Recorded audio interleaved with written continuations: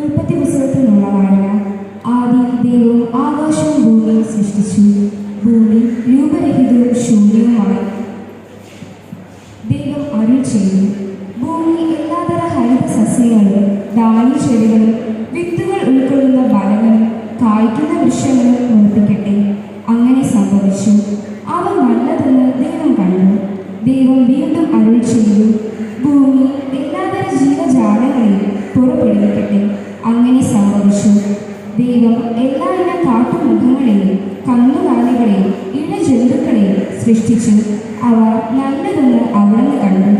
ദൈവം വീണ്ടും അരുൾ ചെയ്തു, നമുക്ക് നമ്മുടെ ഛായയിലും സാദൃശ്യത്തിലും മനുഷ്യനെ സൃഷ്ടിക്കാം.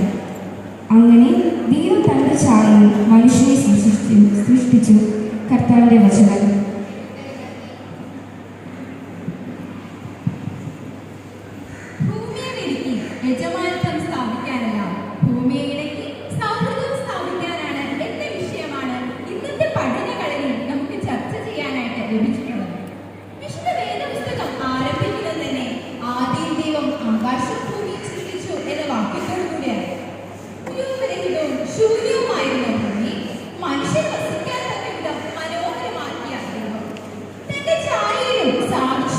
മനുഷ്യനെ സൃഷ്ടിച്ച് അതിന്റെ അധിപനായി നിയമിച്ചു.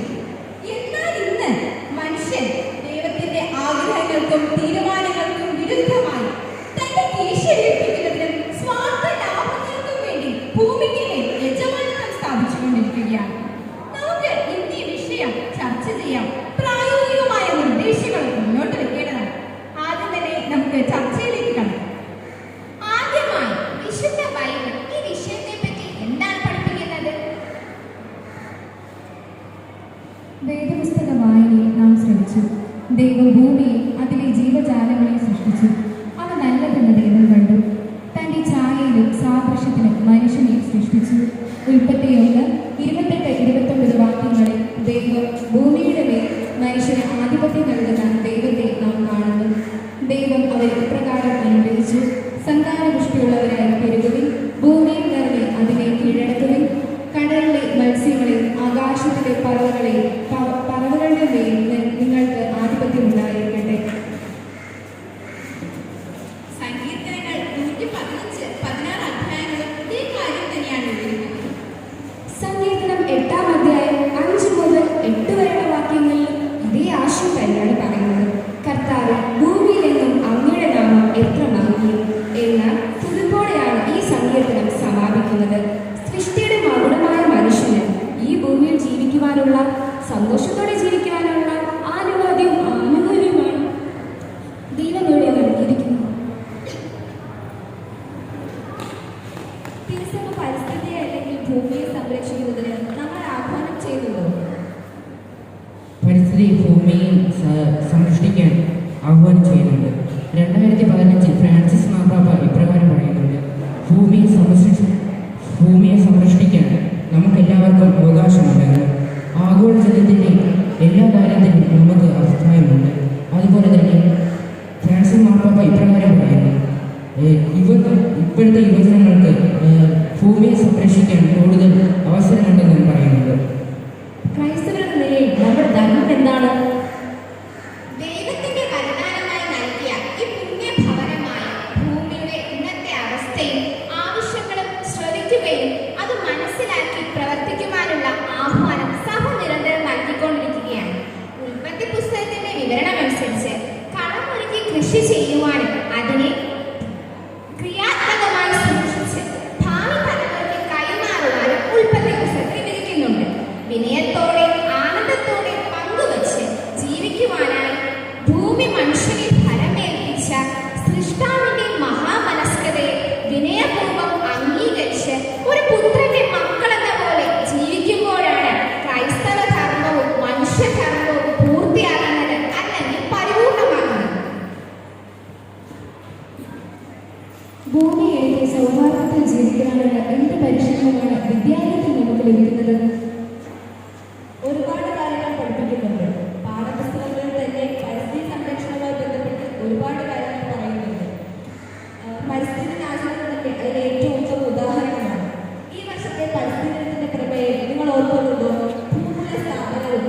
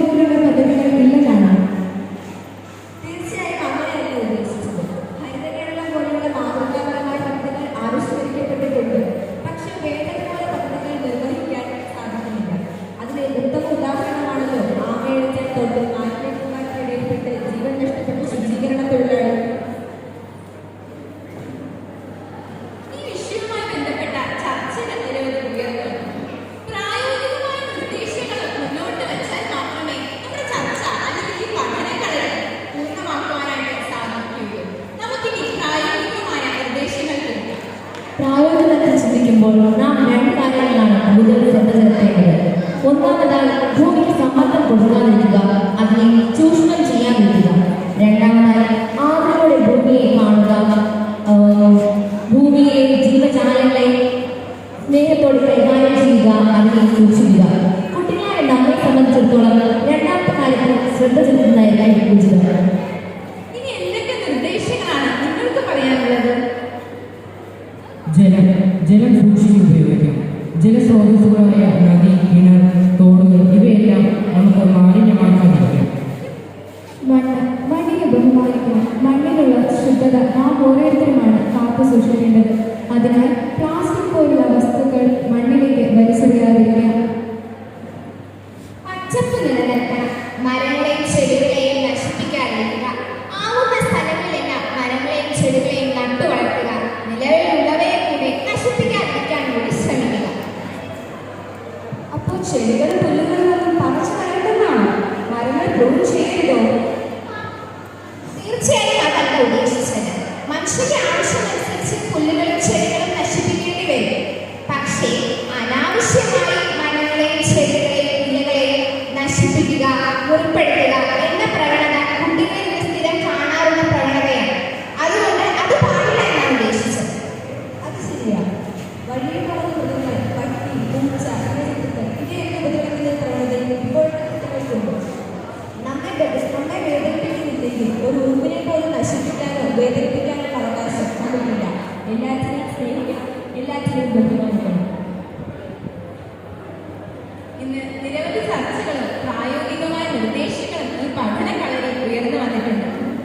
നാം ജീവിക്കുന്ന പ്രകൃതിയോടും ജീവജാലങ്ങളോടും ഇണങ്ങി ജീവിക്കാൻ നിരവധി സാഹചര്യങ്ങൾ നമുക്കുണ്ട്. ഇന്നത്തെ ചർച്ചയിൽ നിന്ന് ഉരുത്തിരിഞ്ഞു വന്ന ഒരു പ്രധാനപ്പെട്ട ആശയമുണ്ട്. ഭൂമിയെ സ്നേഹിക്കുക, ഭൂമിയെ സംരക്ഷിക്കുക, ഭൂമിയുമായി സൗഹാർദ്ദപരത്തിൽ ജീവിക്കുക. അതുപോലെ തന്നെ ഈ പുണ്യ ഭൂമിയെ അടുത്തൊരു തലമുറയ്ക്ക് കൈമാറുക. നാം ഇന്ന് ചർച്ച ചെയ്ത കാര്യങ്ങൾ പ്രാവർത്തികമാക്കാനായിട്ട് നമുക്ക് പരിശ്രമിക്കാം. അങ്ങനെ പ്രാവർത്തികമാക്കിയാൽ മാത്രമേ ഇന്നത്തെ ഈ പഠനകളരി കൊണ്ട് നമുക്ക് ഒരു പഠനകളരിക്ക് ഒരു ഉദ്ദേശം ഉണ്ടാവുകയുള്ളൂ. അതിനുവേണ്ടി നമുക്ക് പ്രതിജ്ഞയെടുത്ത് അതിന് സന്നദ്ധരാകാം.